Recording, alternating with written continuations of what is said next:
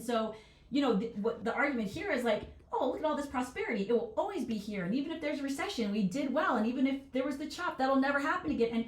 And then these folks are just like, hey, remember when we had a pandemic and people got like radicalized from like some podcasts and some TikToks? Instantly, yeah. What happens if all those people have way more time on their hands after going into debt to get a degree or go on a vocational track or get a certification, and they are displaced by AI? You owe $300,000 in debt. There's no job for you. We'll give you $2,000 a month to live off of, or something like that. They're trying to figure. And now, mind you, they have university there figured out as well, right? So my thing is like, if they don't feel invincible, right? If they feel like there's a narrative where their citizens can be radicalized of man versus the machines. I mean, did you watch the Animatrix? Do you remember that scene with the UN of the future?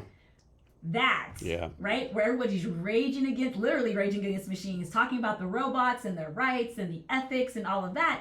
And that's literally a scene from the Animatrix, right? It is. But even before you get to that, I was listening to the podcast Plain English by Derek Thompson, and he was talking about, this was related to like food and health and all that in America, but he said that he's finding in all things science, the future, etc., the question we should always ask ourselves is, how do we know what we know? Yeah. How do we know what we know? How is it that these countries with way more social safety nets, higher life expectancy, doing better in a lot of parameters than us, how is it that they are preparing for something that we think that we're exempt from? How do we know that we're exempt and they don't think that they are? I mean, I think that that's a very fair thing to like ask yourself. Because we're the United States of America. Because America. We're America. We're America. And once again, that's not to scare people or whatever, but it is to say like, it kind of reminds me like in school, how there's that student who's like, you say to them, you always get good grades, right? Why are you studying? They're like, well, that's how I get the good grades. Exactly, I study, right? And we're kind of like the kids that are like, it'll get graded on a curve. Yeah, we gotta get a curve. Yeah, we're on the curve. The teacher likes me. Yeah. No, my big brother got all A's. I'm good. There'll be extra credit. My grandparents got all A's. I'm good. Yeah, there'll be extra credit. They grade on the last name, not the actual work. Yeah, and that's what I'm saying. Like that mentality, that's another version of that like anti-innovation thing. Because like if you're just phoning it in and like thinking like it's all going to be fine, like that, the flip side of that is like, why innovate? Why invest? Like. So this is an interesting post. So this lawyer, he's a lawyer at one of the big law firms in New York City, right? He did a post like, it was like, say, I'm not doing this, I'm anti-AI, pro-AI, but people like tell me like AI is not going to affect me. Well, I'll tell you my personal story. At our law firm, we're a pretty known law firm in New York City. We have like, I think he said 200 junior lawyers, right? 200 junior lawyers. We probably hire 50 every year, right? So we hire them, and we know 150 of them probably leave in like 4 years, right? 50 stay on, right? Well, we did an experiment last month where we did some case with junior lawyers so that they do all the research for the cases, right? We had the junior lawyers research the cases, and then we had ChatGPT research the cases. In every instance, ChatGPT and AI did way better. He said, so we're not going to fire everyone now. When the lawyer leaves, we're not going to replace them. Yeah. So he said in 5 years, we would have no more, that's going to be 200 junior lawyers' jobs gone. And then he think about the ripple effect across all industries, right? Yeah, and that was actually one of the questions that came up at the regional conference at one of the sessions I was in.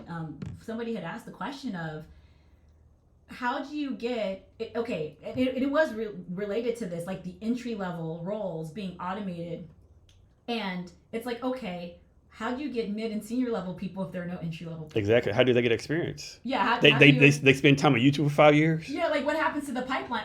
Or are you like trying to grow the models and everything to then come for the mid level and the senior level, or That's like probably what they're doing. And there is another interesting part of this that I had a conversation about, similar like the AI working groups, that there's so many smart people around here. I think that's one of the things I love that about this place. Is like, there's so many really smart people around here. And I learned so much from them. And one of them, and we were talking about within legal and just all these things with job displacement.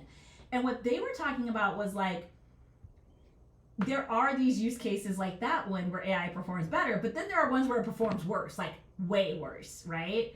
And, that's not to say that this is a fixed point in time and it's always going to be bad and there will be quality improvements. But he was saying like, people said that the cotton gin was going to do this and this, and the steam engine was going to do this and this to horse and buggy and this and that. And the thing is that like, yeah, we don't primarily travel by horse and carriage anymore, and all that. But there were other means of transportation, was the point, right? And so it's this whole thing of like, even if the thing goes away because of this big, large scale innovation, that doesn't, we had steam engines, and now, well, not us, but Japan has the bullet train, right? So it's this idea that like things will get better and they will evolve, and then there will be an entry point, an opportunity for people there, even building the infrastructure, whatever. So you still can be a train conductor today, right? You bring a point. Like, I don't think most Americans realize how advanced the rest of the world is, right? Well, that's a whole other thing. I tend to notice that the ratio of thoughts and opinions and passport stamps in this country, they tend to be a little bit skewed sometimes. So I was in Vietnam in January when the TikTok got banned for a day, right? And so a lot of Americans went to tiny social media app called Redno, right? And all the Americans like just amazed, like, China's doing what? They have this, they have that. A lot of Americans like, we're a third world country. Like, I wonder what, like, keep this, this is a communist country. They only show you what they can show you, right?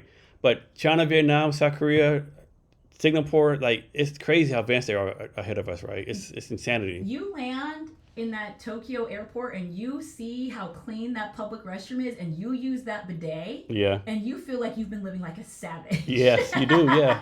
just the Japanese bidet will have you feeling like, yeah, what am I, like a caveman? Yeah. But I mean, but this now I will say this, going back to this innovation thing and displacement thing, right? He made a great point. Another thing I talk to people about is like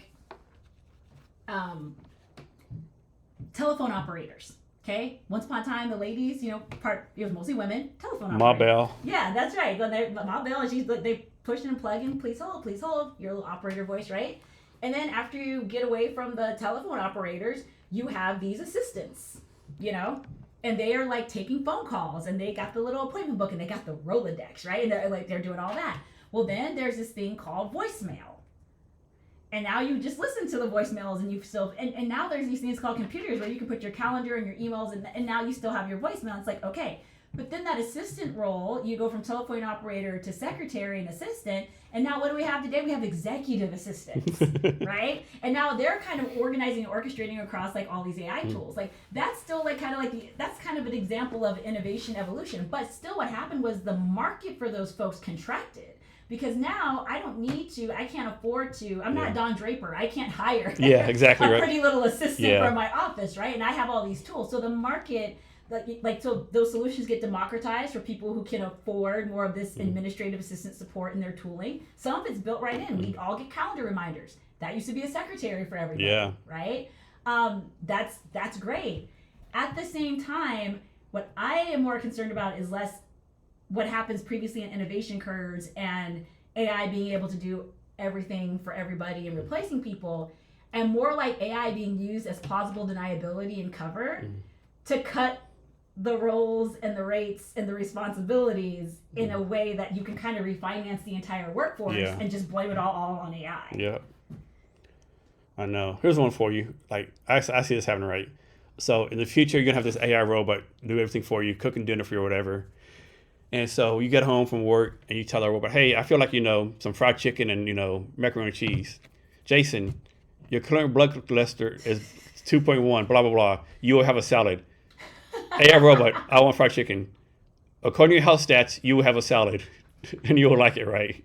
And so what you do, you'll turn the robot off, you make it yourself, but then you forgot how to make a salad because it does it for all your time, Well, who programmed your robot? Primera?